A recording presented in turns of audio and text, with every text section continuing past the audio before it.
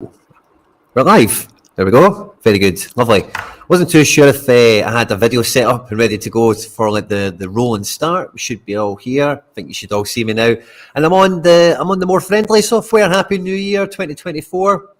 I've got my hat on. I've had a haircut, and it is very cold in Scotland. It is sub-zero temperatures in Scotland, and it is not sitting well with me. I have just fought off some crazy mad cold disease thing, and I am back on my feet finally, feeling pretty decent. And I thought we'd get stuck in today because 2024, one of the big traditions we've got on the channel, of course, is we love to get a first foot in action. We like to get some friends from across, the whole last year, and let's get some stuff. Let's just get on some first foot and our first guests back into the new year. And I think today as well, it's always been. It just felt like it'd be good to do as well. First Monday back in for me, and the timeline over the last 3 or 4 days has been split. It's been divided. There's been all sorts of stuff going on all over the place, here, there, and everywhere else. And because I've been in my sick bed, I've not managed to do a podcast or a live stream or anything. Two of my pals have just showed up right at the same time. I'll bring them on one at a time. First of all, it is my co-pilot, as I normally say on a weekly basis. It's Harry Trades. Harry, my man, good to see you. How you doing? I've even got a background set up. Happy New Year. Happy New Year, mate. Glad to see you. You sound semi-fit. I don't know if you're fully fit. As in, match. Would you be on the bench? Would you be in the starting 11? What are we saying? Oh, I'm back training. Okay, so you just. Is it like partial training with the team, or is it like on your own? No, it's like back to normal. Getting, whatever's going on, getting ready for the game week, getting ready for making some vids and all the rest of it. And I don't know. I don't normally refer to this person in a regular term on a regular basis, but I see him every week. We do obviously Seltzer here and many other things here, there, and everywhere else. It's everyone's favourite whale, the Scottish whale. McBride Ace, hail, my man. Good to see you. Hello. Happy New Year. Happy New Year. Hey, Happy New Year, buddy. Good to see you. How's things? Aye, not too bad, buddy. We'll have one other guest joining us a little bit later on, and maybe somebody else will get crashed right in at the death. Who knows? We'll see how it all goes and shakes out and stuff, guys. But yeah, thanks both of you to joining me. It's a bit of a last minute one for me. I just finally got on my feet, and I thought, yeah, let's get a wee 2024 kickoff stream kind of on the go. And like I was just kind of mentioned there, it'll be interesting to maybe just kick it off with you guys as well, and I'll just kind of see what the chat's given and whatever. But I was saying to Stish right before we're coming out at the end of 2023, I could feel this chat bubbling about the future of Threshold. And back then, like a week ago or something, 2 weeks ago, whatever that was, it didn't sit well with me then. I was like, no, I don't want this to be chat. And it's just, it feels like it's just grown arms and legs, particularly over the last day or so. So how did I find you, and what are you thinking? Yeah, I don't know. It's an interesting one, isn't it? I spoke about it with Feder on the pod on whenever we recorded last week, and yeah, you're right. It did kind of grow arms and legs, didn't it, last week or so? Even though you were obviously away and stuff, and I'm sure you were tapped in to some degree on Twitter and whatever. But yeah, it's a weird one, isn't it? I think it's probably stemmed from that Nicholas tweet over Christmas when he was like, he didn't mention thresholds, but he mentioned stars stars should be stars, and then he mentioned that there's going to be a roadmap update or whatever he basically said in that. And people are just chatting. People are going to chat. It's boring right now. Like, it's fuck all on. If we're being honest. So people do just get bored when there's not much SO5 action, and I just think, as a community, we want action. We're just used to things happening all the time and games being played and game weeks this, game weeks that, and there's just not much going on. So people are just going to talk more, right? But yeah, I think it's a fair assumption to think that because Ledo speaks about Led's been speaking about it recently. Do you remember when we all kind of first started playing, they would mention every 6 months the threshold staying. You know what I'm saying? That was a thing, and then they just didn't mention it for a while, and it was just a given. So people who have been playing for the last, let's say, year and a half might have never actually heard them. Okay, they've obviously, made adjustments to the threshold, but they've never said it's staying. You know what I'm saying? It's just a given. It's a thing. So it'd be interesting to see if they do mention it in this new update. Obviously, the way prices are right now, can they continue at the current sort of amount, if that makes sense? $550, $250, whatever the unique one is, $500. So it's does something need to change? Do there need to be, or is there a need for redistribution of some sort? Whether that's half a threshold stays, but the rest goes into making stars again by putting more money at the top of regions. I don't know. It'd be interesting to see what you think, McBride.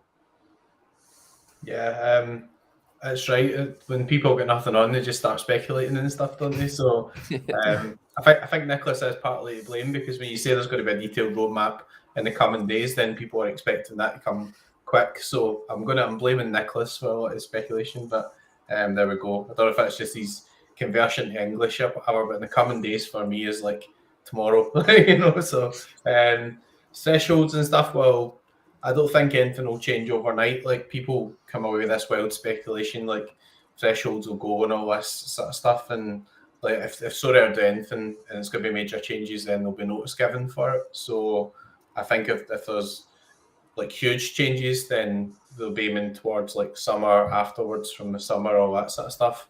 If you look at the game overall just now, I think the way the money distribution set up is bonkers. Like, it's just mad how much money is paid out just to kind of like, you're going to play and you've got to beat this target. So that's the overall sort of conundrum for Sorare, is like, how much are people playing for that, and how much do people value cards for that, and how much are they involved in the game because of that stuff. But I think there's ways they can get around that if they want to be generous as well. Like, they can maybe stop money getting out the game by not giving out Ethereum for those things. Like, maybe if they gave you something else, like people always say, play Threshold, use that money to build my gallery, etc. So you could do something different. You could do like auction credits or whatever, or you could beat the game threshold, but actually encourage people to get higher scores and just take the cards out of that division. Just say, right, take cards out, and then you'll have like different targets and stuff. So there's some really good ideas going about. I think the best one I've seen was Mpen's idea, where he said you just like actually pick your threshold level. If you don't achieve it, you don't get lower threshold. So his idea was you could like aim for the stars. You think your team's going to hit like 350, you could aim for that, and actually you would get like unlimited $20 or something for that. But if you hit 340, you get nothing. So, and that was like a chase kind of vibe, where you get the offers from the chaser kind of thing, like how many steps off the board you want. That's kind of fun. Quite interesting, that. So yeah, I kind of like that. See if we just zone out for the game just now and just say, right, it's going to be a fantasy football site. How would you want to actually set up the divisions? I don't think you would want to give like 66% or 70% of all the cash that's given out every weekend focused into that area. So the challenge is, how do you transition towards being actually more of the money's given out to people who get good scores? Like the guys who get like 400 and limited, and then they're complaining because they've got like a tier 1 limited that's worth a tenner and stuff, that type of thing. If you redistributed it properly, it would still work. But the problem is, some people will be like focused on that's the only way they can continue in the game is by hitting the threshold. So it's got to be fair to everyone, which is difficult. See the thing I'm always worried about when it comes to like shaping opinion, or like people are shaping their own opinion on this kind of stuff, is when people do speak for collectives, if you know what I mean, quite a lot. Like, because when I think about, like my experience for winning thresholds and the experience it's generally had on the game for most people in this negative context of it, where, it's such a huge part of the prize pool and maybe it doesn't feed the game as much or whatever, is because of the kind of the tie that Sorare's had to the rise and the fall and the rise again, perhaps, of Ethereum over the last year or two, is there is a lot of people that have, like the word that always comes out is yield, right? So there's always people with levels of exposure. People can have said levels of invest, like whatever you want to think of it as. So over the last year or two, everyone's had massive pressure to make sure that the holding is as viable as possible. And the threshold is what is really allowed, a wee bit of security with some of the, the tier 3s like people have mentioned and all the rest of it. But I don't think it really does change. The thing that I worry about is people overall say that it does something that it doesn't, if you know what I mean. Like, it only benefits these types of people, or it only does this kind of thing in the game or whatever. Because I know from playing Sorare over the last couple of years, and you guys will be the same, like every win is treated differently, in a different way. Like sometimes when you win money, you do maybe fancy taking it out. But sometimes when you're you know, you're saving it up, you're building a wallet against something because you need to get, you know, a player to help the team kick on or whatever. Which I suppose does then come into the fact what I hear people say as well is like, you know, what else is it that that you kind of strategize for, you push against, you know. And coming into the new year like that, I'll try to find that Nicholas tweet that you mentioned, McBride, because see when he says the whole bringing it back into real world football kind of terms in some way, like I think they mentioned somewhere else, it might have been in a podcast or one of the pitch notes things, that they want to maybe do divisional, they want to do like division 1 to 4, like all-star rare or something maybe, and division 1 to 4, you know, for maybe the regions or something, perhaps on a ranking basis. They maybe want to try and do something. That's kind of what I thought a little bit with the real world part of it as well, a little bit, where, you know, like if you're going to compete in Champion Europe or All Star or maybe whatever it is, everyone's first couple of entries are in a kind of system like that. Perhaps maybe that helps price pools a little bit. But I think like I've never had a problem getting motivated to buy cards because I watch the football. You know what I mean? And I think if you're watching the football, you're always going to be motivated to buy somebody at some point. So I don't think you ever really need to worry about an active player getting motivated to buy a card or two. Yeah, it's quite a big conundrum, I think. Like, because if you're going to change things, so there's other things you can do within the divisions. Like, there's a lot of like the best players go to All Star and everything just now. So one way you could focus back towards divisions is by just moving like even a smaller percentage of the best players back to the regions, so that if you're playing the region, you win the best player in that region. So a good example would be like the under 23s, but it's also a conundrum because the best under 23 players can also be the Jude Bellingham, who's like the best under 23, but then he's also the best champion, and then he's also the guy that people want to win an All Star. So you know, there was, I think it was a time like about 2.5, 3 years ago or something. So I'm showing my age now, and so there. But I remember there was more focus on the regions and more focus on the under 23s, and then they changed it a wee bit. They did sort of move more of the cards to All Star to drive prices across the board. So they kind of wanted to give value in more cards other than just specific regions. But obviously the sort of aim of the site now has changed a bit now, because we're trying to attract people who like the Premier League and attract people who like the top stars, or get guys in to sort of spend a couple £100 each, but in higher volume or whatever. So the only one thing I like about the setup, I've said this before, I can't remember if it was on one of these podcasts, is that limited and rare and above are actually completely segregated. So how you treat things doesn't necessarily need to actually be the same in limited as it is in this sort of rare and above. You know, rare and above could be the kind of more, those was called pro just now, but you know, limited could be the more fun scarcity, and then the upper scarcities actually would make more sense. What I liked about not having a threshold in limited was that there would always be a reason to move up to rares, because rares, you know, would be the more sort of professional level or whatever. So I still think the threshold in limited really has worked. So I think they should focus on other things in limited, and I don't think that anybody's going to be bothered yield wise by £4 a week or whatever. You know, I don't think anybody would be too offended by that. And if they're paying out a lot of money in that, it might make sense to redistribute it. I'm not saying take it away from limited and put it into rares or whatever, but you know, if you start getting really exciting prizes up top for top 10, top 20, top 30, for whatever, you know, you get a really good result, you beat 20,000 people, you're going to win something good. I think that will probably inspire people a bit more than the way it is just now.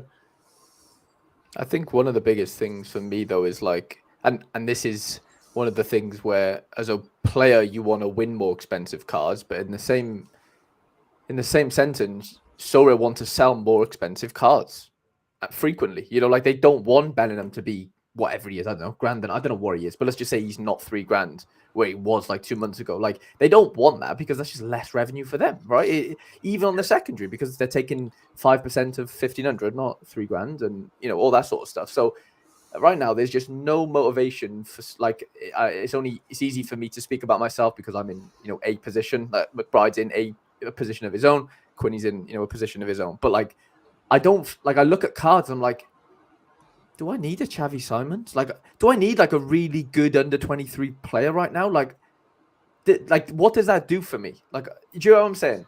I have good cards already, but right now, like that, like there's not saying there's no motivation, because there obviously is. I buy cards, but like to buy like the the best-ish cards on the game right now, there's not little.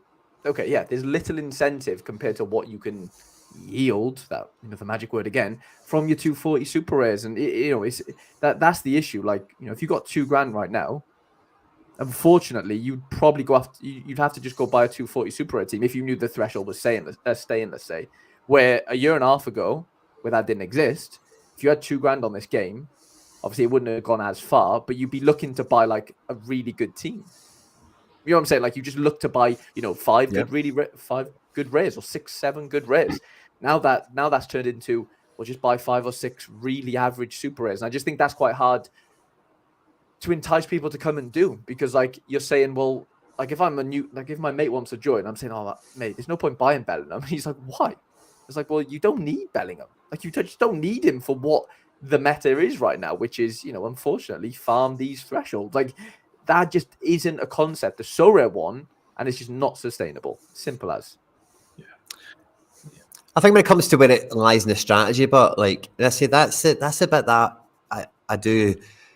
It's like not everyone just sits on it. I know a lot of people are there now, right? But again, like the paint's not dry on a lot of people's strategies. Like if you've been building up towards a 240 super rare or even a limited team, like we all know, it's not 5 guys you need. It's not 6 or 7. It's probably not even the 8. You're probably not even going to be happy with your team until you've probably got to about 14 guys, and then you're probably going to be like, cool, I can play this every week now finally. And it will take you at different lengths of time to go through that journey of guys that let you down, screw you over, you buy too high, you sell too low, and whatever else. So like, how long are people just in this world where people think they're just hunkering down on 240? How long have they actually been there for? And good point. Yeah. And what are they doing with their gallery while they're there? Yeah, what I mean?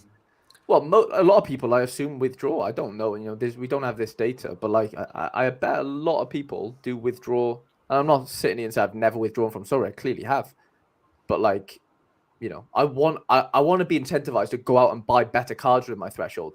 That's kind of the issue as well, which I probably didn't mention. Then it's fine winning thresholds, but like, it's like what you do with that money. Like, Sorare, like, encourage me to want to go out and collect 10 thresholds to buy the Xavi Simons, or however many thresholds it is. Do you get what I'm saying? Like, give me that reason to go and buy a really good super rare, a really good under 23 player, because then that helps me potentially win this jackpot in under 23 rare or under 23 rare pro. Like, give me incentives to go out and buy these good cards with the money that I'm churning from the thresholds.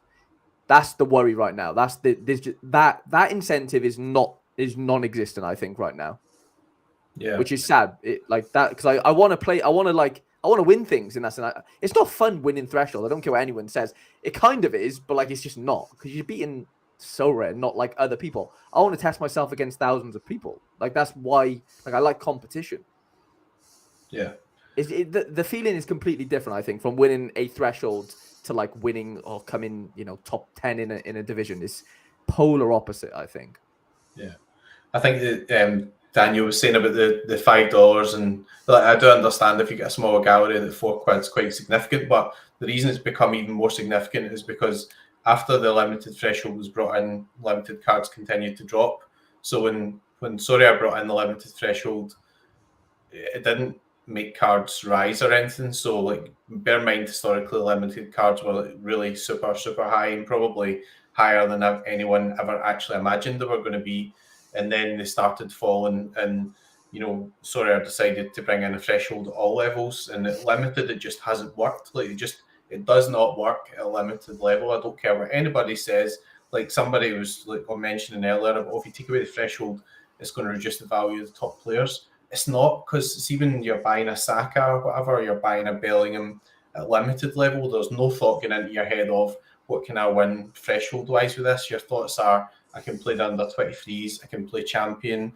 You might want to play champion because champion pays out fixed places, or it gives out better rewards. So if you took, even if you just reduced it, maybe just minimized it a bit and started putting like those tens of thousands of dollars or Ethereum or fiat into the actual places, then you would have a similar effect to what happened with the EPL competition, because when they gave out the cash, it created a bubble, all the cards all rose. And then now that the competition's coming to an end, all the cards have all went back down to the previous level. So for me, the kind of blueprint of how you would want to do it is give out more cash and reward less cards. Because if you win a card on a game week, naturally you hardly ever win the card that you actually want to win. So your first reaction is normally, well, I'm probably going to list that and take the money, or I'm going to buy somebody else I want with it. And then that creates a downward pressure on the market.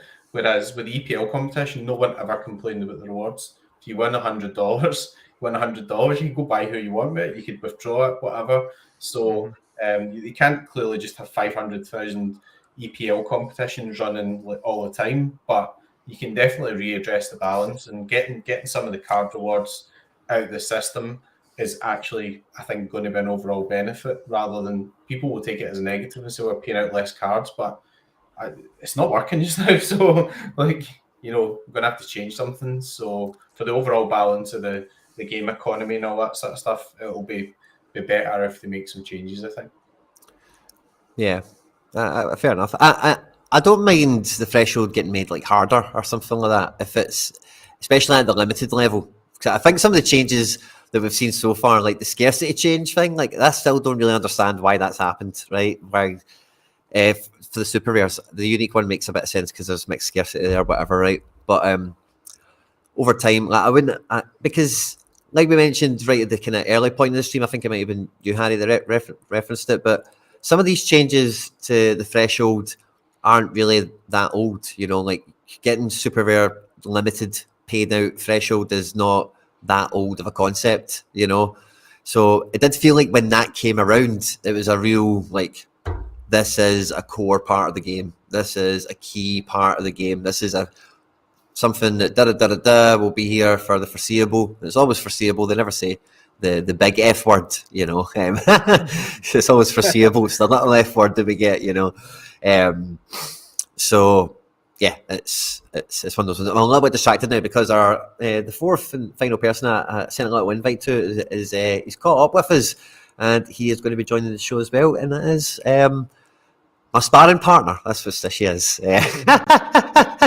Stish, good to see you. What's happening, boys? Happy New Year. Happy New Year, buddy. Good to see you. Yeah, good to be here. Good to be here. Just caught the end of that. Just a bit of chat about the thresholds and everything.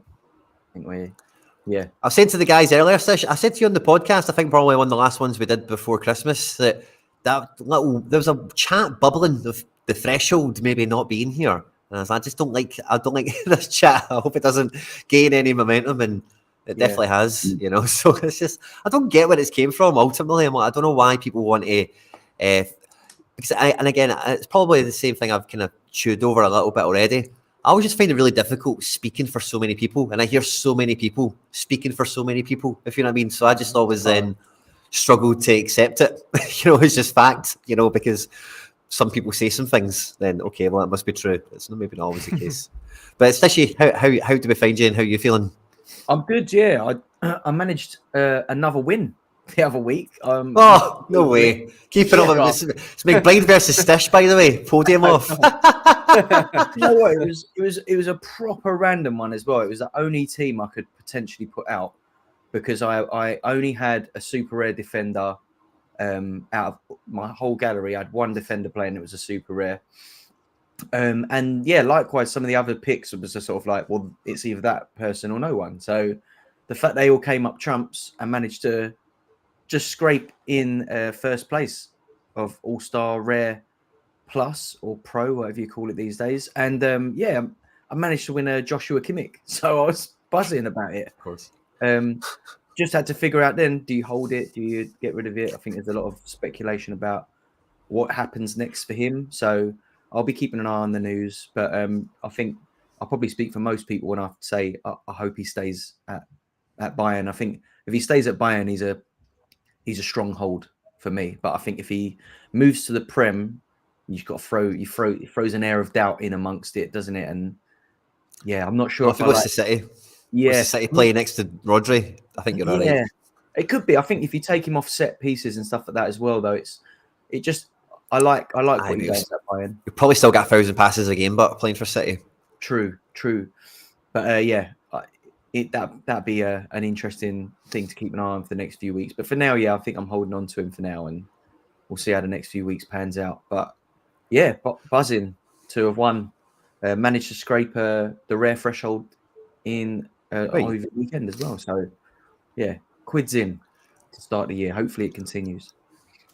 I definitely think like financially ROI, of course, like shooting for threshold is a core part of what people do, and a lot of people in the chat are mentioning how like I often push for like top 100 or something stupid like that when I'm making a rare team or a super rare team, maybe top 10 or whatever.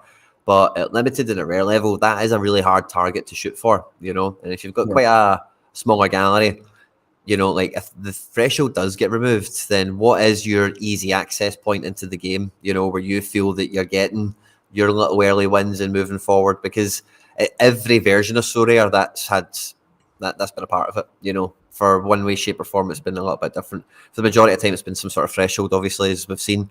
But so it would have to be a pretty big change, because I don't think just the economics of looking at, the Premier League Special Weekly, like it was just all money and that did really well. And if you extrapolate that out, we could probably get away with doing this change and that would probably work out for all. I don't think it's as black and white as that, if you know what I mean. Because I do think that, again, you're putting on the places, top 100, it's 100 people then, rather than however many people get access to the aiming for Freshie every week, even just aiming for it. How many people is that? Because as soon as that goes, that is a huge band that changes of the leaderboard of the customers, or whatever you want to think of people as. I don't know.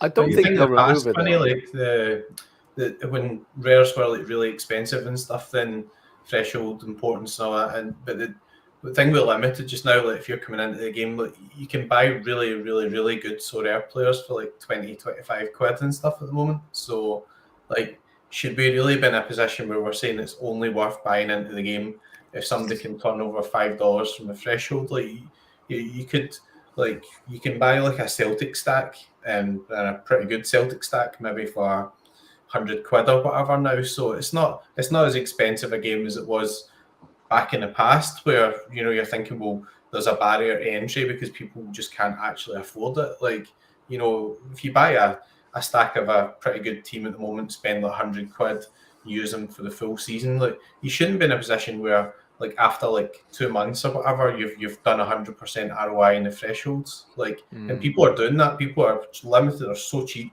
that people are like buying like 2 teams worth of threshold players, as they call them, in limited, and they're like 7, 8, 9, 10 game weeks in or whatever, and they're pretty much got all their money back. That's not the way that Sorare is going to operate going forward long term. Maybe there's a bit of a transition period, but that's not sustainable for Sorare. So the limited threshold has not worked, because they're paying out a lot of money in an area where they're just giving people ROI, and limited's not just designed for ROI. Limited is designed for fun, collecting, following your team, getting loads of teams in, and actually you find that if you actually redistributed that money in limited, the overall prices of limited would go up, and that would benefit everybody, because then your existing holdings would go up, and what you could win as a tier 3 or whatever might actually be worth more, which is bonkers to think. But I think actually it might work once things settle down and people go over the hump of they can't win their $5 or whatever, once they see the actual proper schedule of, right, well, if I come top 200 in the All-Star, I can win that. And it's more like that sort of tournament structure you had in EPL thing. Yeah, I really don't think it goes. I just think it might go I don't know, but let's just say I think it just reduces in some capacity or becomes harder. Like there needs to be a redistribution somewhere, I think. Otherwise, I just fail to see how good cards, like the motivation to buy good cards and for them to be at a high price or higher price. Like I just don't get where that comes from. If the meta is just to play 240, and someone just said in the chat, like 9 quid for a team and it returned it in 3 game weeks. basically what McBride just said. Like, it's just not, that can't be a thing, unfortunately. As amazing as that sounds, and fair play to that person that did it, it just shouldn't really be possible. Like, because otherwise this game just doesn't exist, for much longer. If people are just, unfortunately, being able to do that. Is it skill? Is it too easy? Maybe a mixture of both. I don't know. But I don't think it goes, but I do. It just has to change in some capacity. It has to. But what does that guy do now? Well, you just keep milking it, didn't you? Like, what can you do? You just milk the fuck out of it. So he just milks £4 every weekend, and that's it.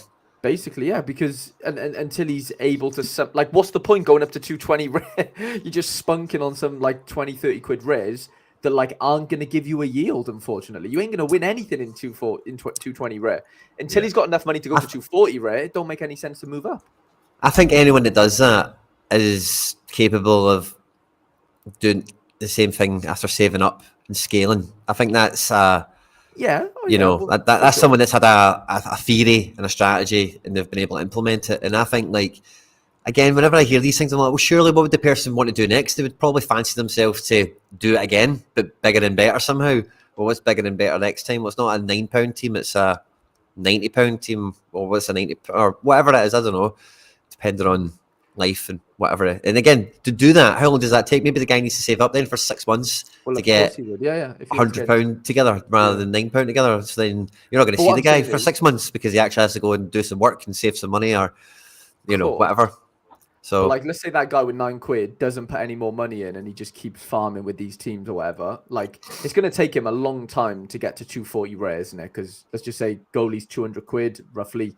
It's going to take him. He needs to make about 350 quid probably. That is going to take a longish time. But what I'm getting at is, in the meantime, between that transition of playing 240 limited and him completing it in 3 weeks, like, where does he go? Really? Like, where does he actually go and buy cards? Is he going to go buy, I don't know, like what's the point to go and buy £100 like Celtic stack, really, when you can just keep winning this little $5 off £9? It just don't make any sense. Do you get what I'm saying? Or that's the issue, I think. There's just no incentive, or little to no incentive, to like go out and buy really good cards. I think I quite like that part of the game personally. Like, if we take the sort of the top end of the prizes out of it, I think the thing that I love about 240 is it is a bit more of an even playing field than it is like we sit here and, like, I've had a great run the last year. I've managed to win some big rewards, which has obviously helped. That part of the reason that I have won as many is because I've won good rewards and I've allowed to put them back in to win again, and blah, blah, blah. You kind of compound your interest.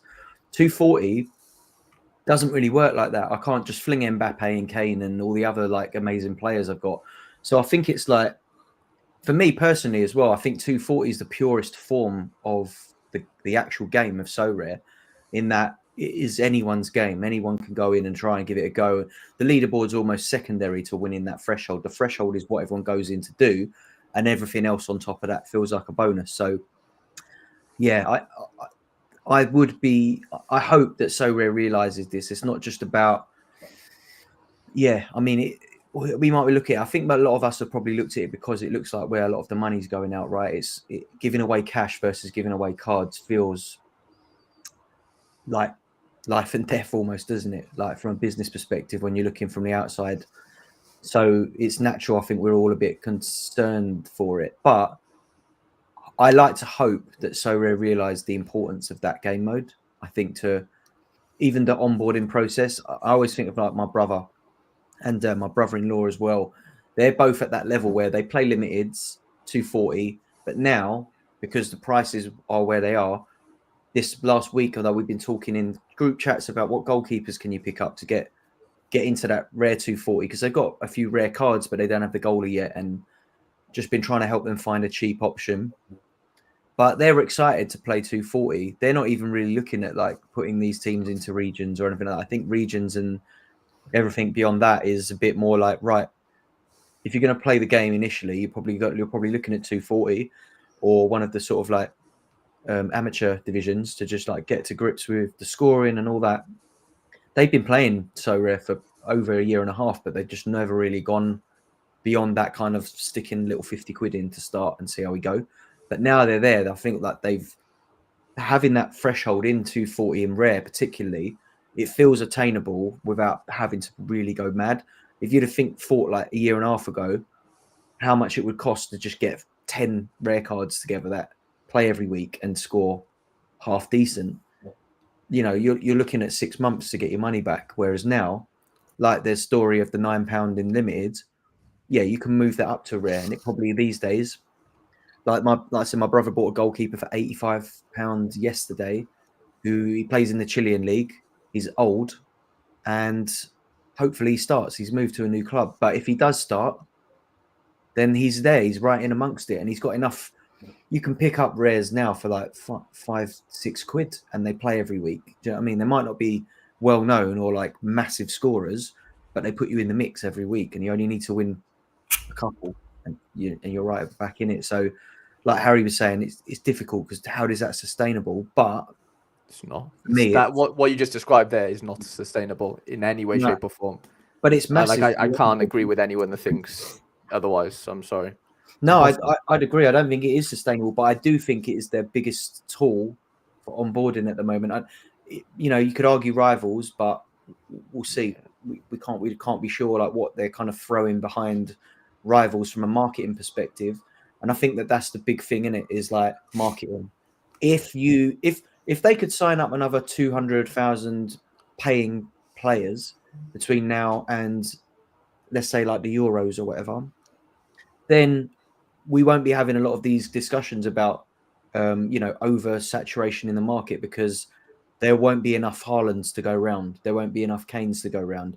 And then that will literally it will pull everything up with it if things stay the way they are in a game kind of like situation. But it really boils down to, like you said, sustainability, but sustainability is like underpinned by how strong and what their conversion rate is of like clicks to spend on the website, because they can get all the eyes on the product. And I think there is an awareness now that it exists, but I do think it's like, how do we get these people who kind of have heard of it to come in and go, right, do you know what, I'm paying, I'm going straight into the paid mode, not messing about with the cheap modes, all that kind of stuff.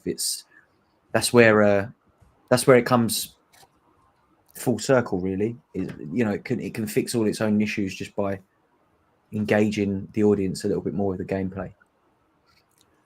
I don't think I should be playing the limited threshold either, by the way. So somebody said like it's unfair to maybe hear like people with big galleries talking about the threshold. Like, I don't even think I should be playing for it in limited, but again, Sorare hasn't really excluded anybody either. But like, you were saying earlier, Harry, about like 220 being pointless. Why don't you just get rid of 220 and just stop giving out the cards then? Like if people are going to come in and the first element of the game that you want to introduce them is to the beat the game format in some way, then just cancel the 220, have the 240s, or don't call it 240, call it beat the game, and then have different thresholds within the beat the game format and let people play in that, and then try and find a way to then encourage them to play the other parts of the game and keep me away from that stuff as well.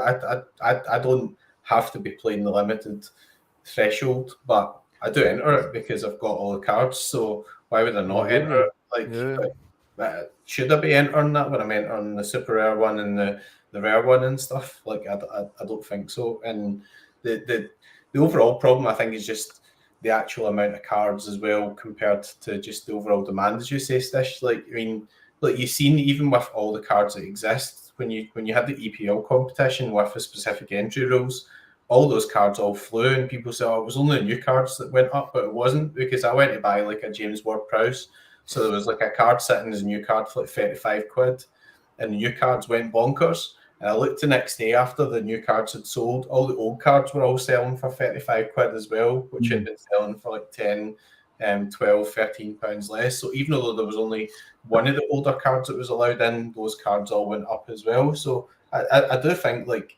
the good thing is it's definitely salvageable, but there needs to be better structures. And if you're going to attract somebody to buy in or whatever, then they're going to be looking at what can I get for like coming first and stuff. The sort of jackpot prizes, like the headline with the limited EPL competition was like $1,000 or £1,000 per week. Like, I actually bought limited for that as well because I thought that's actually pretty good compared to what you're paying for the actual limited cards. So, will it really excite people that they can win £3 or £4 here or there? Probably what we need is more of the exciting prizes back, and that will hopefully stimulate some of the user base as well.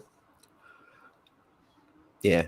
So I'm kind of like, when I'm thinking about some of the stuff Harry said quite a lot as well about that, like the motivation to go and get a card or whatever, and the jackpot factor that is definitely kind of missing in the prize pools at the moment, particularly like when you got the scarcities as well, like trying to really that's really where the incentive has been for me, is trying to find some sort of high value thing to kind of gun down with the club still to some extent, I do think there's that's the main.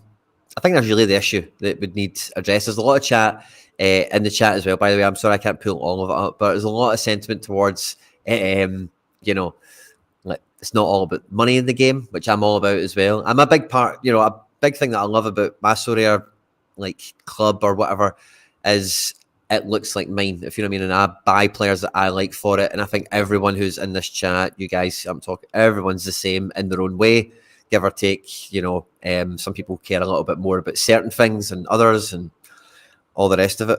And that's not really based around money. Sometimes the happiest you'll be is with a card that you pick up for 50 quid because it's like, oh, finally, I got one that wasn't an absolute rip-off for some reason, but it was just a guy that you've always liked because maybe played somewhere or did something or whatever. So I get that as well. But there is a big part of this that's competitive, that is about payout, that is about, not even just that, right? But again, when we're talking about anyone's motivation for playing this game, is it has to be past that threshold, like we're all kind of talking about, and it is like, what is it?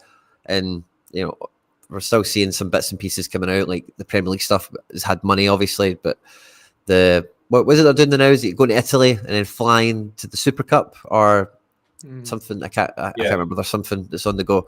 So it's that kind of thing, I think, as well, that's a real big incentive for having cards, if that's what you're wanting to win. But again, how big a kind of segment of people is that, I suppose. So Daniel's very, very kind here, saying this here, but I am also very much the poster boy for it's all about the money as well. I'd probably say in his equal measure, I'd probably say so. Very, very kind of you to say so, mate.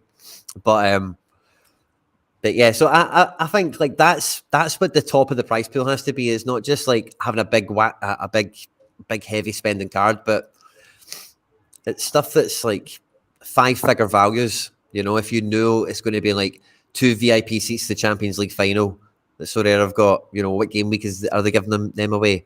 Or you want 2 VIP tickets to this, or a box, Atletico Madrid or whatever. People need to know those prizes are available. They need to want them enough, and it's it's making that part, like a lot of you have said, that's it's scalable, isn't it? It's tough. That's what's tough about those things. Like it's making making everything the but it's been an interesting discussion about like the thing that's most accessible to everyone right now is the threshold, but in theory Sorare kind of want to try and transition that into things that aren't costing them hard cash, if that what I'm saying, like they're not giving out hard cash for not even having to buy the best cards in the game, if that makes sense. Like that's what they're doing right now. They're giving you like the most valuable thing in, let's just call it the Sorare world or whatever, anyway, money, right? No, I know that sounds stupid, but you know what I'm saying? Like in the game, the currency is money, obviously, right? So it's like you don't need to buy the best cards to do that week in, week out, as in like to earn these thresholds. You need to buy mediocre cards, simple as. So that's just not good for Sorare. Like it just can't be good for them. Because like we've said multiple times, but the things that like they could do to change that is, the reward boxes. Like some of these things are class. Like if they can like really get that like rolling, I think the reward box thing's really, really cool. The level up, like tickets, scarves, whatever it is that just isn't cash, or even in the reward boxes, you're able to like win a threshold. Do you get what I'm saying? So like there's a 1 in X chance of winning a threshold, or 1 in X chance of winning tickets. There needs to be something like really funky that you just don't know what you're going to get. You might win like £1,000. You know what I'm saying? Like there needs to be something that's like, like there's like a jackpot element to it. and a randomness to it, maybe that could help them with this issue. Would you get rid of limited threshold if it meant that every ticket winner got flights? They're doing that already, by the way. I know that's. Oh, really? Well, okay, like This one's not every, definitely but got it, hasn't it? Yeah, the latest one, like does the new include things flights. they're doing definitely come with stuff. No, Yeah. but I mean, like everyone, everyone now goes forward with Yeah. tickets and flights. Well, I mean, I'm gonna say I don't play limited. I only play limited. Is that race. even an either or? Yeah, maybe it's not an either or. Maybe you're right. Yeah. It's not. Just because people are talking in that way already. Sorry, Yeah, maybe like I was just the limited went down the wrong threshold path there. maximum paying out like 50. Okay, a game week. Let's say like 5,000 people hit it every game week. That's $25,000. Obviously, twice a week's 50 grand roughly. So it's like 200 grand a month basically. You're looking at roughly. I don't, that's just me ballparking it, but because I know there's like 20,000 people playing every weekend game week. So surely at least 2.5k of them are hitting it type of thing. So I don't know. There's loads of interesting things. I'm not sitting here saying I won the fucking threshold to go, but I just do think something's gonna have to give. Is basically what it comes down to, doesn't it? So I say, Harry, as well. Like the other reason I really don't like it in limited is people will be scamming it. So what people forget is, right, okay, you've got the cash wallet and everything, and to do the cash wallet, you need to pass your ID checks and everything. There will be a significant amount of people that will just say, I don't want to play the game. I'm going to set up some sort of system where I have 20 accounts or whatever, and we'll just play for the threshold. Now, like, there's been stuff like that exposed, and Spicer put up, I think, I was going to say, that there was people with all these accounts, and he found them quite easily because he just ran something and they were just selling cards to each other to exploit it. So the problem is it's quite exploitable as well, and that we have like a version of the site that you can play in where you can take your thresholds in Ethereum. You can play without doing an ID check. So so you can win something that's got a monetary value without even passing an ID check. So like Sorare could do other things in that. So they could say, well, we're going to give out a good amount of value, but we're going to give it out as in-game credits so that you can only use it in the game and it's not as withdrawable. And people would say, oh, that's not as attractive. But then it would weed out the people who actually want to use that to build their gallery. People who are withdrawing it from the platform are only interested in Ethereum or whatever. But I mean, it definitely is a problem, and I didn't, like I said at the time, I didn't think they should have brought it in for limited, and it's turned out it's not really worked very well. But I'm not just sitting here saying, well, it should be taken away from limited or whatever. I know that it's difficult for people to actually beat a lot of the users in the game, but there's other changes you can also bring in to make it easier from that point of view as well. As I said, like a lot of us here shouldn't really be playing a lot of the limited competitions. So you could give people something back by saying, well, if you're entering at a certain level, you don't want to exclude from all limited competitions. I want to use my limited Celtic cards, right? But should I be playing Cap 220? Should I be playing Cap 240? Should I be playing the long format Cap 220? Should I, just exclude me for that stuff and just give that stuff to other users, and that might actually reduce some of the payouts and stuff as well, because let the guys with lots of cards find it really easy to win the threshold, and let people move through a wee bit, and then once they move out of those, then if they want to do better, whatever, there should be good incentives for playing the divisions above, not all the money all sort of weighing down into that division. Just find a way to make it more attractive as you go along, rather than just giving out the majority of the value at a certain level, and then it would all make sense, right? Because people as go through the game would become like more au fait with the game and enjoying it, and then they might say, well, I'm going to stick 50 quid in this weekend. I'm not going to put on my lucky 15 and my 20 quid shitey bet on the bookies. I'm going to put that into Sorare on a Saturday instead, and then that's where then Sorare will get like the casual money and stuff coming in, rather than people just saying, well, I can't survive in limited without winning a threshold. Well, it's only 4 quid, like it's not a huge amount. You can't buy much for 4 quid these days. Like it's quite a low amount of money. So if people don't want to put in like 100 quid, 200 quid or whatever, then Sorare's probably not the right site for them, if that makes sense. Like, just to be harsh, but the whole point is that you spend your money, but then you can get a year or two or maybe even longer as entertainment if you buy under 23s, and it's worth spending a wee bit more because then you don't have to pay weekly entry fees, and you can start winning stuff. So, or collecting, or however you want to play it, Quinny. So you have different ways to play the game. Yeah.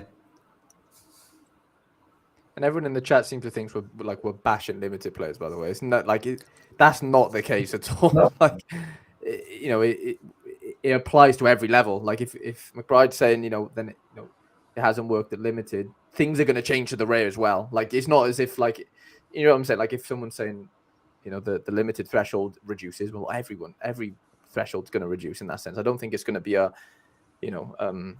one scarcity thing in that sense. Like one scarcity gets penalized, but like, yeah, it all needs to be readjusted somehow. It's not just a limited thing at all. Yeah, the other thing is when they brought in the threshold, if you came like top 100 in the All-Star or whatever, you could win a card worth 30 or 40 quid. Now all the top cards are worth 30 or 40 quid. People are just completely forgetting that. Like, like apart from like maybe like Harry Kane and Jude Bellingham or whatever, like even like 2 weeks ago, Messi was like 60 quid or whatever. So the problem is that the prices have went down so much that even if you win one of those card rewards, it used to be you think, well, I've won a star or whatever, that'll be worth 3 figures or whatever, and that doesn't really exist. So sorry, I've got to find a way to bring the game economy back. And there's people in the chat, saying, well, if we take away the threshold, I'll sell up my limited. Well, so what? I mean, so to be harsh about it, Sorare are not thinking about a lot of us of existing users. Sorare are also thinking about how they attract new users and balance the game economy by bringing in people who want to have fun and spend money on the game all the time. And I spent 900 quid or something on the limited teams for the EPL, and I won't get a lot of that back because I bought like the Liverpool away kits and never had any really good results in limited, but I spent it and I was quite happy about spending it. So people maybe think I'm saying about do this or do that, and I spend probably more money in limited than most people do. And I was quite happy about that, and I don't care. Like it's fine, but we need some of those people as well, not just people that say, I just want to collect my 4 quid for pass and go every week, and I want to do the same thing over and over again, and they've no real interest in actually kind of building a good gallery and enjoying the game and stuff like that as well. So there we go. Yeah. And there's different levels. I mean, I said earlier, limited and rare might be treated differently, but if you say, for example, you didn't have a limited threshold, it would give you a clear reason to move up to rares. So that would be a good thing, right? Because you don't want everybody just staying in limited. You want some people who are doing well to want to challenge themselves in the more pro versions of the game or whatever, like move to the scarcer cards, challenge for the higher prizes. So that would be a kind of natural thing where you think, well, actually, I would much prefer to move up to the rares or whatever. So it'll have to happen at some point. Yeah, Josh is talking about putting it back into All-Star with a bit of a higher points total. I could see a few things happening, I suppose, in that sense. I like David Taylor's kind of point here as well in the chat, talking about the cycle of better cards coming in, and then the regionals become harder because everyone's got a Tadic all of a sudden. So if you're in Challenger and you don't have Tadic, you're screwed. And, Carlos Heel in America, or Brunetta in America, or, whoever it was, whatever time of the year.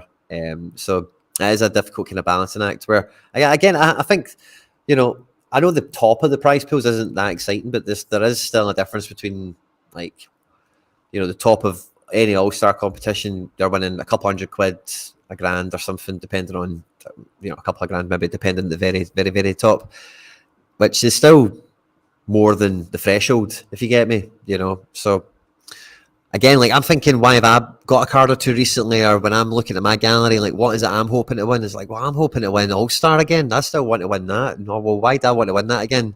Well, there's a bit of money there, and there should be some good cards while we're at it as well. And same with, Champion Europe, and again, I'm hearing a lot of people talking about probably the increased importance that we're going to see in the Champion Euro region, with the Premier League Special Weekly. We're getting the La Liga Super Cup special 3 matches package thing, or whatever it is that we're getting coming up, and people expect similar things to happen in Italy, France, and Germany as well, probably over the next little period of time. So I know it's not perfect in terms of you we don't have that, or you could just win 10 grand this game week, you know, like that, or something even better, obviously. But it's yeah, I still feel like I've got something to kind of move my gallery towards. I'm still trying to aim for in terms of getting some wins or whatever. Even with winning thresholds and having that as a base of what my club does, and then what else does the club do, and then have some other stuff that goes on. And I still like the scouting element of it. Like I got a couple of goalkeepers that I'd sat in my gallery for ages this week. You know, like, oh, there's a bit of news about them. The Red Cross might be going. Like, Quinny, you and I obviously talk about Tanny a lot on the podcast, and there's talk of him moving back to the J League, and that's a buzz as well. You know, like from that kind of like nerdy scouting, trying to get in early on someone. A goalkeeper I don't think I've ever used apart from in like threshold competitions. Moved today from a Red X to you know, like a Argentinian Premier League club. So like that is another part of the game that people don't talk about that much. And I guess maybe the reason they don't talk about it is because that involves a lot more time in like the news and trying to figure out who's going where, and if said piece moves here, what happens to the backup, what happens to this, who comes in next. All of that is part of the game as well, and obviously that's a part of the game that is only recognized like by players who play that part of the game when they make that profit on that card or get to use it, because they've gone in early, sat on it for a year or two till it comes back into the league or whatever. You know, like players that got relegated into a like non-covered league, and you're like, it's all right, they'll be back next year. Pick them up as soon as they get relegated. They're like a quarter of their usual price. The minute it looks like they're starting to go up again, their price starts rising, but you're thinking, that's a card I've got for next season. You start planning for the season ahead. And obviously, I wonder if there's a part of Sorare. I wonder if there's a way of recognizing that. It'd probably be really hard to train some kind of AI model that recognizes people whose galleries, or like trader galleries, like people who, you know, buy low, sell high, that, or not even necessarily sell, but, you know, you hold onto cards long enough to see the value of holding them. Whereas I think there's a lot of in and out, isn't there? Quick chop and change. Who's on at L15 of 0 this week? Like, there's been a lot of that, and that's one way to play the game. But I don't think the fast and furious way of playing the game is necessarily the best way. And I think that kind of shines on in the sentiment a little bit. The minute anything's a little bit quiet, things go, you know, like if we have a week where this naturally as well, like I think most people here in the chat have been playing the game a while. This time of year is always like this. I don't know if anyone else realizes this, but sentiment is always super low at this time. Winter breaks, people have come back from Christmas, they've got no money to spend in the game. You know, the economies are all like all over the place anyway. The weather's shit in most of the world. This is just naturally a bad time of year for expendable income for football. There's not enough fixtures around. There's so much about this time of year that makes it a bit of a shit time for most people on the platform anyway. So I think we have to take a lot of the sentiment with a pinch of salt at this time of year as well, because I feel like we have this kind of conversation every year in January about what's going on. You know, like prices are starting to go down naturally because we're like halfway through the season, and we're about to do that cycle into America and Asia in the next week or two, where we'll get all the fixtures and we'll start to see that again. And people who have largely Asia galleries will notice a little bit of an uptick probably, or at least more interest in some of the cards that they've probably been sat waiting to come good. And, you know, that hopefully there'll be a bit of good news, particularly for anyone holding K-League cards. I think they saw a bit of a downward spike, didn't they, this sort of time last year with the, well, not quite this time, but when the season started and we knew we were going to have those issues with the Opta scoring and all that kind of stuff. So fingers crossed for a bit more of a brighter future for K-League fans, and yeah, fingers crossed. I'm buzzing for those summer leagues to come back, by the way. Just like, well, no, just like, you know, the MLS. I know it comes back next month or whatever, but like just the MLS and J League. It's just like, it's just a nice feeling that like having to, well, not having to, but just watching those leagues and stuff, and waking up to some scores. Yeah, like it just breaks up, you know, the European. You're just a wee American boy now, Harry, aren't you?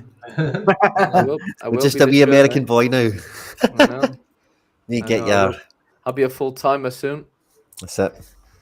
But no, just don't know. It just gives a nice little break from European footy, like schedule wise, like waking up to J League stuff and going to bed watching a couple of MLS games. I'm off to Korea next month, and I'm hoping I get to catch a fixture or two out there. I'm waiting for those fixtures to come through. I'm going to be out there for what was the first weekend of the season last season, so kind of hoping that they're going to be the first fixtures this year as well. But yeah, we're getting closer now. Getting closer. Sort themselves out. I was talking to somebody earlier today about it, and they were saying that the K League are like very lastminute.com with announcing the fixture list typically. So yeah, wait and see. Yeah, I've been hitting. Yeah, I think some of those cards have started going up already, which is quite good. Like I don't know what Sorare do. I've not paid much attention to the actual mints, whether or not they just really slow down the auctions out of season as well. But I do find like towards the end of the season's the worst, and then they start creeping back up, and then everybody starts getting a bit hyped, like right when the season's starting, and then they've not got the new cards ready, so there's more demand, and the prices go up and stuff like that. And that's how somebody saying we're like negative. That's why I don't like talking about threshold never and all the time, because it always sounds like I've been negative. But like, you know me, Quinny, like, I'm still buying. Like, I tried to buy the Palmer Super Rare and stuff. Like, you know, I bought scales. I know I'm in a fortunate position because I've won a lot recently and stuff. But again, I could just take that money out and just say, I'm just going to sit on that money. But I think it's like a really good time to buy at the moment, because everybody's like all whinging and stuff like that, and you just think when people are zagging type thing. And you know, usually Euro prices like will kind of rise a wee bit, and then they'll really like go down towards the end of the season. But we've got Euros coming up, so we've got utility right through the summer. So I think once Sorare sorts some things out, or Nicholas gives us his roadmap or whatever, there's like a good chance of keeping some continuity right through, because you'll have like the Copa America and everything running as well. You'll have Messi there, you know. Yeah. There's plenty of football coming up, so there's no real reason to be worried about utility and stuff as well. It's just about how the other things iron themselves out. And we're not talking about all the positive stuff, right? We've got an iOS app where you can buy and sell on the app. We've got Android's pretty slick as well. Android's basically the same, I think. But that's huge, because one of the problems in terms of marketing the game or whatever is that there's a full generation of people who have got more hair than me that only do stuff on their mobile. They won't go on a browser. Like, I'm not going to near a browser. Fuck that. I was like, want to have push notifications, and you know, like, I spend too much time on my mobile as well. But you know what I mean? Like, from a marketing point of view, like, whether or not we will be able to market the game to the masses and everything, I don't know. But I think what Nicholas said about like the leagues, like EPL having I think they've actually got like an equity stake in Sorare or whatever now. So it's not like Sorare are aiming to have things popping off like next week or whatever. Sorare are looking to build this towards the medium term at the moment, and a lot of these decisions will be made with a view to that. So I don't think there'll be anything just getting cut out or anything soon, but you'll see changes through time. Yeah. I mean, I quite enjoy the game. Yeah, even the weeks that, you know, don't have any, it does just gives a little bit of extra to watching football, doesn't it? And I don't know about you guys, but I was never one to I was never big on the sort of like betting on football thing. There'd be the odd sort of accumulator here and there, but it really scratches that itch for me. And a lot of people I know that play it say the same. And there's a lot of things that go unsaid about like the experience and the game. And hopefully, I just hope that there's not too many changes, because I think they've got it in a good spot. It's just fixing that supply and demand, really. That's tweaks. If they can get everyone onboarded, if they can ramp the onboarding up like fivefold, they won't have any of the issues we're talking about, really. Yeah. No. I think that's the main thing. A lot of people, but again, it's Sorare's problem. It's not ours, you know. But if there was an extra million people here, like playing the game, sort of thing, then like most of these problems that people think about in terms of card prices and whatever, like card prices are totally different. If there's way more people playing the game, you know, limiteds are the most susceptible to supply outstripping demand, because their ceiling is so much higher of 1,000 per season per player, you know. So Yeah, I think that's just one of those ones. But I feel rotten saying that or thinking like, oh, that's the thing that the thing needs. Of course, any business should need more customers to do well or to kick on or whatever. But I think Sorare's like one of these things where it's kind of kicked on and moved to a level as if it has 1 million customers before it kind of has, if you know what I mean. So we're all still kind of holding these ambitions of it being a platform that should live at that level. And it's just getting there one season at a time. But moving into 2024, like I'd say, like as I said earlier in the show and stuff like that, I felt this chat was bubbling for a little while, and I seen it kicking off like over the last couple of days and whatever. So I thought it was definitely something to shake around and I because I think, for me, I think it was doesn't really Andy change my Black's fault, by the strategy. You know, what's that? I said I think it was Andy Black's fault. For, Oh yeah. Yeah, I think he was an advocate. Well, he last week on the Sir Andrews podcast, I'm sure he meant like out of nowhere, he was just like, I think they should remove thresholds, and it was like, oh, should they? You know, like I think he just sparked the conversation in that sense, or redistribute whatever word you want to use. But yeah, sorry, continue with your 2024. No, I was just thinking like for me, like yeah, like this whole chat, not this chat we're having now in particular, if you know what I mean, but like the whole future of thresholds or whatever. Like I'm not really changing. You know, the thing with Sorare, I think, is you can react to everything, and so often, as you guys know, when you're building like a squad or a strategy or whatever, I think again equally, like a lot of the stuff you guys have mentioned and we all know is true in Sorare in terms of like when people get bored or the international period or whatever, people just like a bit more of a moan or whatever. I genuinely do find that the more cards that people have in their gallery that they're not in love with, like they don't really like the player or they've not watched them play or they're not like that kind of connected to them, if you know what I mean, where it's like, oh, I'm so happy the guy's back fit, even though I'm not going to play him this weekend. I'm just thought, or because I think that's a big part of enjoying Sorare is like their gallery, like as many of them as possible, not all of them, but there needs to be enough of them where you're like that, yeah, that guy's a player. I'm so glad I've got him in my team. And I think the majority of people that are the most unhappy tend to have guys in their gallery they don't feel that way about, no matter what their price is. Because McBride and me will tell you, see when they're wearing green and white hoops, it doesn't really matter what price. If the price goes down, see if you're still watching them scoring goals every week and you're still getting 8th, or something. I know McBride's on a mad podium streak at the moment. It's a bit different for him specifically. But like when you're that attached to the cards, like some of this economics of it all just kind of washes away into the background a bit easier. I can't really compare that experience because I support Man United and having to watch So Rare's kind of like the opposite. I get to support real players who can play football. Right. Yeah, perfect. Similar position to Stitch. Not with the United supporting, but yeah. I support my Sorare teams. They get better results. They tend to. Yeah. Some of them do anyway. But that's one of the things I'm looking forward to as well is Nashville coming back. Like you said, Harry, like I've always had like Nashville since the start. Like kind of stumbled on Harry Mukhtar. He done really well, and then ended up having Zimmerman, and so I've got a kind of mini Nashville stick. So I miss I don't get to watch a lot of the games, but I miss following the results. I miss having a look, seeing how they're playing, how they're going to do. I want to see Messi playing in the MLS. I want to see Suarez playing in the MLS.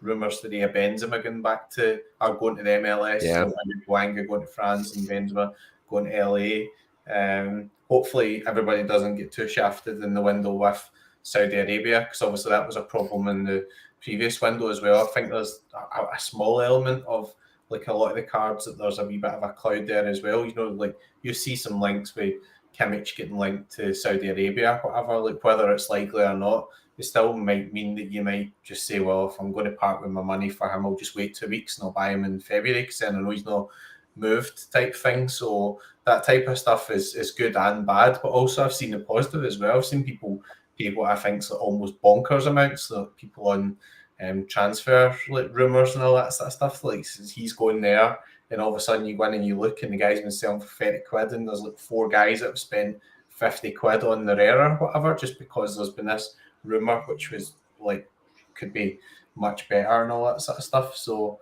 it could be interesting, but there's not much on just now, but I think you'll see an improvement once you see the bigger leagues coming back. And I loved over Christmas. I loved having the EPL games on, the Scottish League games on, watching all the different games and having players involved in that. Like for me, that's that's peak Sorare. And I've also done one point, it was a Saturday morning, there was nothing on, and I found a stream. I was sitting watching Diageo, and my wife's going, "What the fuck are you doing?" Like you couldn't even understand the commentary. I was like, "I've got 3 players in this game. I've got Edgar Silva, and I've got somebody else." And she's like, "Which ones are they?" I was like, "I don't know. I can't read the names and shirts." I was sitting watching K-League TV on a Saturday morning hungover. Like you would. That is bonkers to even. I love it. I think absolutely about love that. It's brilliant. Yes. We managed to get a stream up. We went a couple, not this winter, the winter before. We were in Ibiza for like my 40th birthday, and a couple of the other lads that play Sorare were there. I think Hudlin's in the chat. He was there, and we managed to get a like dodgy stream up on the TV that was in the thing, and we were sat schooling the rest of our mates about Cecilia for about half an hour. That's that. Half cut from the night before, or still awake in some cases. That's brilliant. The Saudi one's interesting, mind. Like David Taylor says, there it seems like people actually leave, or players are actually leaving rather than getting linked there. As far as Did you hear the Jordan Henderson stuff today that came out? Like, Yeah. apparently, like he demanded after the first month when he went there that they basically buy a whole new gym because like the facilities there were pure dog crap. No way. If you know what I mean. So it's pure. It's like blatantly obvious that he didn't even look into anything before he went there. He just seen the money and went aye, and then went out there, and then that's why he wants to come back. He's like the whole place. I also heard on I don't know if this was correct or not, but I'm pretty sure I heard the radio saying his missus lives in Kuwait, or maybe he lives in Kuwait as well, and he like goes to, or they he goes to Saudi Arabia for 4 days a week or something, or jeez, I don't know. That last bit I'm just kind of but like Kuwait or whatever, I don't know. So it's mad. So I think there's a few players that have went out there. Like Gabri Vega's the one I'm closest to. I think he just get dragged out there by an agent. Like it was just, it just seemed to just happen like that. And I think there's a few guys in that boat that get dragged out there by an agent and they've went, no, the team I'm at is actually shit, mate. Like what's going on here? They've not even got a gym. Where do we train every week? And then like. Gerard's teams get like some decent players in it, and Gerard's been sacked, and somebody else has been bagged, and Benzema's saying buy more players or I'm leaving. It's not. They are on that little sticky point now of, they lose some of this ground that they seem to have stolen. But it's happening. Expression. Exactly what happened in China. They were throwing money bags at Tevez and Oscar and all the players, Ramirez and all the other players who went over there in that little bubble of Fellaini, wasn't there? Some of them are still out there, don't get me wrong, like Fellaini, etc. But it wasn't sustainable. They weren't investing in the youth, so they still have the rules about like foreigners and stuff like that in the squads. And I mean, they're like Saudi are trying to change those rules now, aren't they? Because I think they're trying to up the amount of foreigners allowed in the starting lineup now. So they're obviously trying to bend the current rules so that they can invest again in these transfer windows. But yeah, we could see a mass exodus. I remember thinking it last year when Benzema signed. I can't remember who held his unique. It might have been JR Duke or someone like that. His unique went on the market for about an ETH and a half, and I was looking at it thinking, Benzema, ETH and a half for his unique. I thought I was really tempted. Someone else did actually snap it up pretty quickly, but it's not a long time to wait. If he's, if he ends up back in a covered league, which not just him, but there's a lot of players out there that could end up moving again. Do you know what I mean? They're not. Once the big ones go, if Benzema decides to leave, then like the younger players are going, hang on a minute. So like the really good players who came over here going, what am I doing? I'm fucking 21 years old. I'm Gabri. Like, do you know what I mean? I could have went to Napoli or something. Gabri Vega and stuff. Like, that'll definitely play on their minds 100%. Especially if those, a couple of those big boys decide to pack up. But yeah, it is interesting. It is a big, like a stick or twist moment for them right now, isn't it? It's going to be interesting to see what happens this window, definitely. I just can't like. Has there been that many like big rumors this January to go over there? If that makes sense. I Nah. can't think of many. I don't think they're Hasn't, spending isn't it? any more Really? money than now. I think they're trying to figure out what they've got and where they're going now. Yeah. Like you said, apart from when Ronaldo's playing, the gate receipts are not massive, are they? Right, a lot of these clubs who've spent millions, if not into the small billions, have like they play in front of 1,000 people. It's like, how are you earning that money back? You're not. Yeah. You're not earning. Unless this is literally like Football Manager for like the mega rich, it's not worth it in a business sense out there, is it? Nah. But apparently they are spending mad money, and like Jeremy and a few other people in the chat have said, it is a bit different to China in the sense that they've got the World Cup lined up. The Club World Cup thing seems to be kind of built around this whole. And there does seem to be a bit of an anti-European, not necessarily anti-European, but outside of European movement towards like trying to get more TV money and get more monetized in different ways, whether it be the MLS or the Club World Cup, like we mentioned there, and even like the Nations League and stuff. Like, Champions League is getting revamped. Like everyone's having a new shot at going after all the big TV money to get everyone watching football, try and compete with the Premier League, compete with the Champions League, these types of places. So yeah, I think Saudi Arabia is probably a little bit different, but this is it is a funny situation where like if Benzema does leave, Gabby Vega leaves, Jota leaves, Firmino's on the way out, Jordan Henderson we've mentioned as well, 5 or 6 people move out there.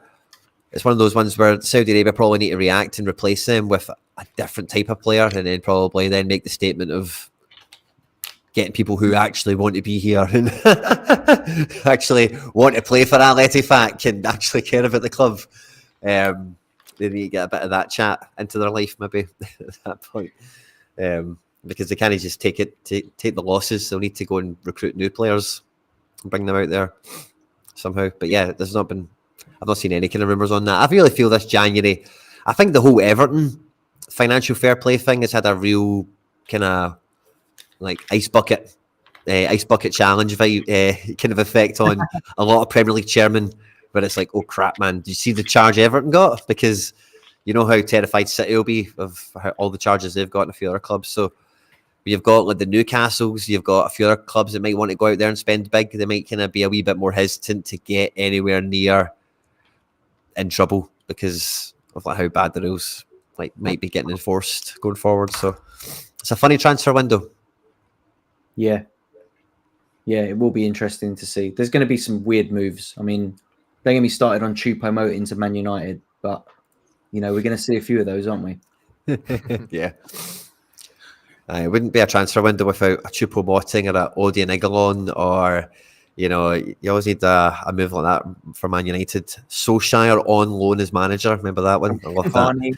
That was one of my favourite Man United things ever. Yeah. I mean, we have become that club. You could almost liken our sort of like transfer dealings a little bit like someone whose job it is to figure out what the celebrity lineup is for the jungle. Hey. It's almost like, you know, like what sort of D-list, like end of the road footballer can we get in for 3 months, and hope that like it comes good. I can only name a few of those sort of like really short term loans, and you'll enjoy this. But like Henrik Larsson was one of the few that was like that was good. He only played a few games, but he was good. Do you know what I mean? And there's not many. You like short term loans. Like what does Choupo-Moting actually? What's he going to do? Like, is he going to be any different from having Anthony Martial on the bench? Do you know what I mean? Like, he's not. He arguably can score, but he played in the Premier League for Stoke and scored 6 goals. Do you know what I mean? Like, we may as well be Stoke the way we're playing at the moment. So I'm not expecting much more from him in a United shirt. So yeah, not too much to get excited about. And you know, we're going to be finishing outside the top 10 the way we're playing. We're not going to be attracting much. So I'd say just save your money, United, if you're listening. Leave Choupo-Moting over there. He's all right over there. Sorry, our transfer I've been waiting to happen for ages seems to have happened as well. Jadon Sancho going to Dortmund could be electric. I heard someone saying somewhere, and again, I forget what podcast it was, probably on Sorare data somewhere, but maybe like Sancho might not be quite as good at Dortmund because Haaland and Bellingham aren't there. Right, fair enough, but Bellingham and Haaland are amazing. But I think that Dortmund team, if you've watched them this year, they don't have a right winger. Like, they really need someone like Sancho to come on and like kind of click with Adeyemi and Haller and you know whoever else is playing, Sabitzers and Royces and the Mechas and whatever. But I think he could really come in, and I don't think he'll come in quickly. I think they'll probably be March, maybe February by the time you see him play properly. But I think he'll be a flying machine when he goes when he gets going back there. Good luck to him. I hope he does. But yeah, like you say, he's going to be eased in because he's not really match fit, is he? He hasn't played a competitive game in so long, and you know, Bundesliga is not a mug's game, is it? He'll be out there. He's going to take him a few games to warm back in, but hopefully it plays to his strengths and he gets the opportunity to start flying down the wing again, and we start to see what he can really do. But yeah, I'll be watching him, definitely be keeping an eye on what he's doing out there. I've not watched much of Dortmund this season, so I do have a Sancho card that I won on the platform, so I'll have extra bit of interest because I think since I won it, he's barely played, so this might be the first time I actually use him if he becomes useful out there. So yeah, I'll be watching that keenly from all angles, from with my United hat on and my Sorare hat on. So yeah, good luck to him. 23s as well. So yeah, Sancho's still under 23. That's still mad. 23. Yeah. Quinny, I've got an idea, right? So this is the idea I've been concocting in my head. So we're talking all these different things, right? So why don't we have a quick brainstorm in terms of, we've been talking about thresholds and sustainability and giving out cash. So here's my idea, right? So when you buy and you sell cards, the XP halves. So you buy a card and you have to take the big hit on the levels. So one of the things that we were bringing in with fitness was that the cards would go down and you had to pay to replenish the levels. My idea was that if you're buying a card, you could pay some money to not take the 50% hit. So you would put like a small transactional fee in, and it would be like, say you can pay X amount for 25% and X amount just to not lose the level at all. So obviously they're not going to make huge amounts of money in that and limited, I don't think, like so much, but maybe rare and super rare and stuff. Like how much, say you were going to buy a super rare, right, Quinny? You wanted a Celtic super rare, and that Celtic super rare was 8%. But if you were going to buy it, it was going to be 5%. But somebody says you can pay an extra €10 or whatever, and you could just get it with the full 8% bonus. Okay, so that's my first sort of idea, and then that could link into actually making soul coins have some value. So like you'll never be in a situation where you want to redeem soul coins for money, but why couldn't you have a system where they actually monetize soul coins? So you could buy soul coins. They could just sell people soul coins and just say, if you want to buy soul coins, you 50 quid gets you 10,000 soul coins. I don't know, whatever. And also you could grind that in the game as well. So if somebody comes in and they say, well, I can't afford these certain things that I need to buy with soul coins, but then they could build them up. You can win soul coins playing rivals and stuff just now, can you? So that would be kind of my idea. So the problem I had with fitness was it feels as if it was getting quite complicated because you'd one XP system where the cards are going up, then if you use them, the cards going down. So I just thought it was getting quite complicated and convoluted and all that sort of stuff. But like if you actually had a system where there were certain elements of the game where you could pay small transactional fees for your benefit within reason, then all that money could go into a pot, and then that could be the pot that helps the prize pools or makes the game sustainable or whatever. So that's one idea I've come up with. I haven't spent loads of time thinking about it, but I quite like that. And also it would kind of encourage people to buy also the older cards, but in a sustainable way, where you could buy the older cards,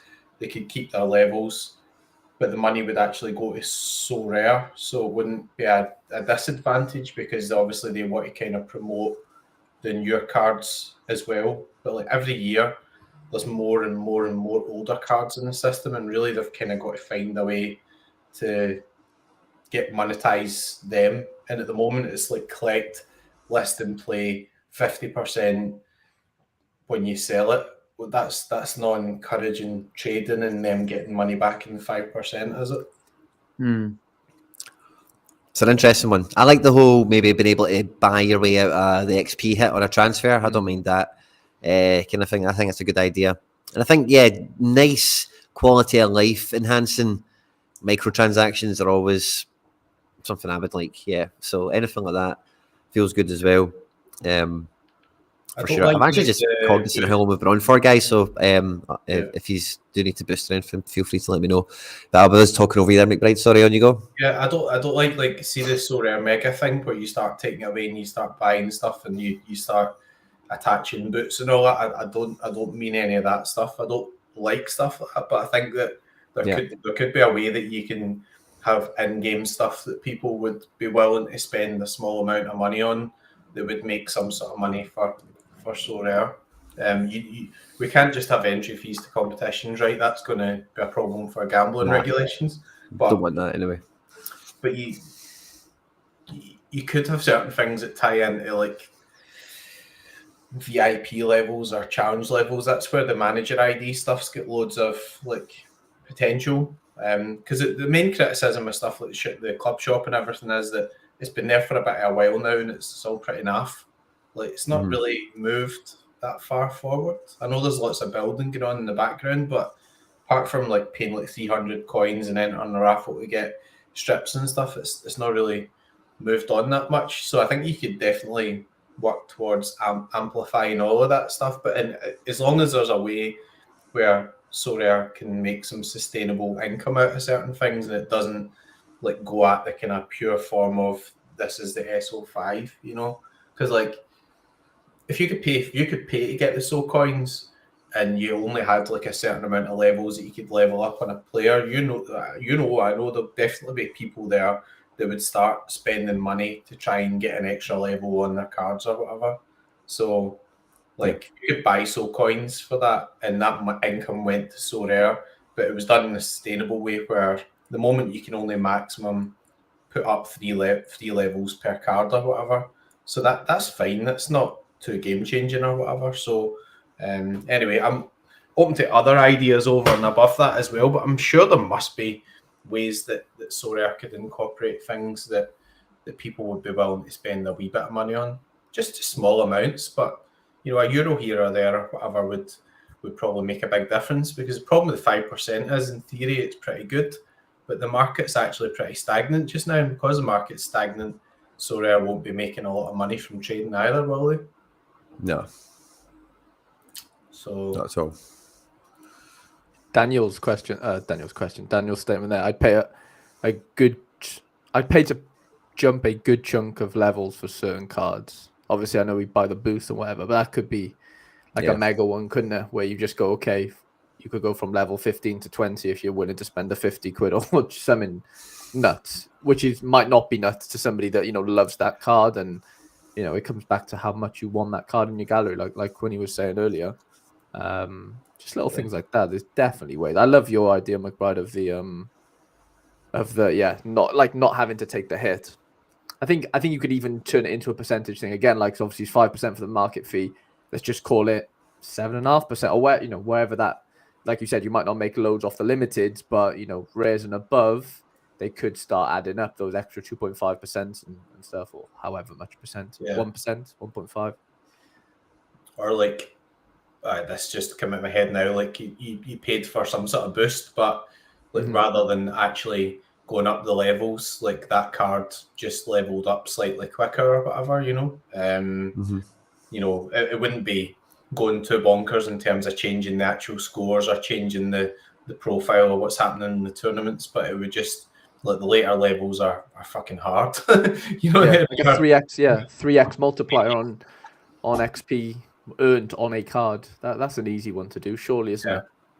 Or you could, people were paying coins to have the extra training centers and stuff like that as well. So you could just say that actually, if you want extra training teams, you've got to pay a certain amount to have an extra training team for a year.